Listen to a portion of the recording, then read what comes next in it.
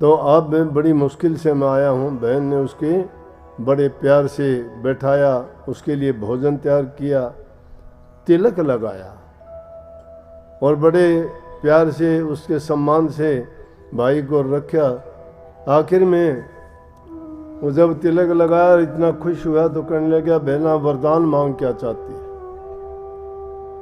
बोला कि मैं यही वरदान चाहती हूँ कि आप हर वर्ष इस कार्तिक माह के शुक्ल पक्ष द्वितीया को भैया दूज कहते हैं ना, ये भाई बहन का प्यार था इसलिए भैया दूज का नाम पड़ा, इसका दूज वैसे होगी आज।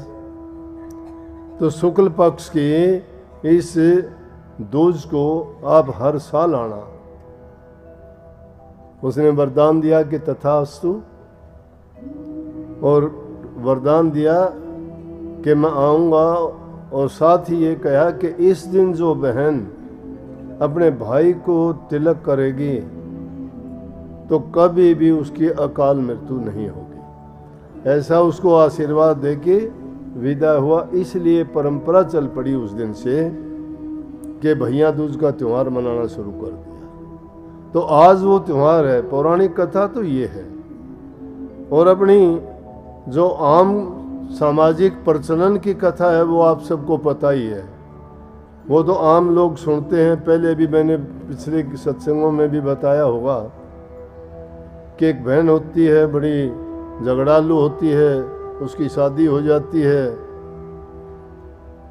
वह भाई छोटा था, काफ़ी दिन के बाद बोला अपनी माँ से, माँ मैं बहन से मिलना चाहता हूँ।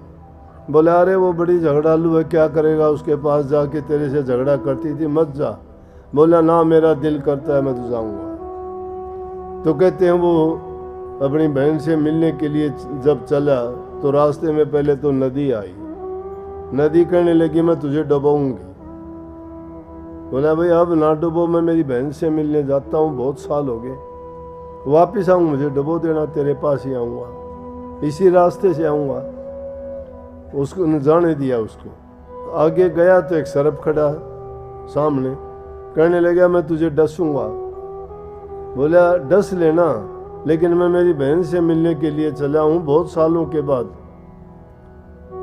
मुझे अब ना डस, जब वापिस आऊँ तो डस लेना। और तीसरी बात आगे गया तो शेर खड़ा है। शेर कहने लगा बहुत दिन से भूखा हूँ, मैं तुझे खाऊंगा। बोला कि अब ना खा, वापिस आऊँ जब खा लेना। इन तीन बाधाओं को पार करके जब अपने बहन की गांव में गया, घर के सामने पूछताछ के घर पूछा